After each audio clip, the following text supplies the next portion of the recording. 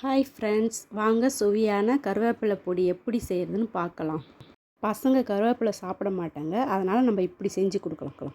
1/2 cup வெள்ளை உளுந்து போட்டு நல்லா ட்ரை ரோஸ்ட் பண்ணிக்கலாம். நல்லா இங்கே பாருங்கள், இந்தமாரி செவக்க வறுக்கணும்.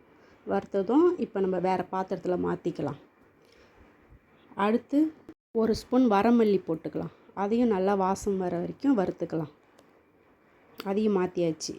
அடுத்து 1 ஸ்பூன் மிளகு போட்டுக்கலாம். அதையும் நல்லா ட்ரை ரோஸ்ட் பண்ணி எடுத்துக்கலாம். கூடவே ஒரு 1/4 ஸ்பூன் சீரகம் போட்டுக்கலாம். அதையும் நல்லா வறுத்து எடுத்துக்கலாம். அடுத்தது 1 ஸ்பூன் கருப்பு எள்ளு சேர்த்துங்க. கொஞ்சமாக ஆயில் விட்டு நீங்கள் 5-6 பல் பூண்டு சேர்த்துங்க. நல்லா செவக்க வறுக்கணும். நல்லா செவந்து வருது பாருங்கள். இந்தமாரி ஸ்டேஜில் நம்ம எடுத்துக்கணும். ஒரு 5-6 காஞ்ச மிளகா போட்டுக்கலாம். அதையும் நல்லா ட்ரை ரோஸ்ட் பண்ணி எடுத்துக்கலாம். அடுத்து பார்த்திங்கன்னா ஒரு கட்டி பெருங்காயம் சேர்த்து அது நல்லா பொரியணும். பொரிஞ்சதும் நம்ம எடுத்துக்கலாம். இப்போ இதெல்லாம் போட்டாச்சு. இதெல்லாம் ஆறிக்கிட்டு இருக்கட்டும். இப்போ நம்ம 1 கப் கருவேப்பிலை சேர்த்துக்கலாம்.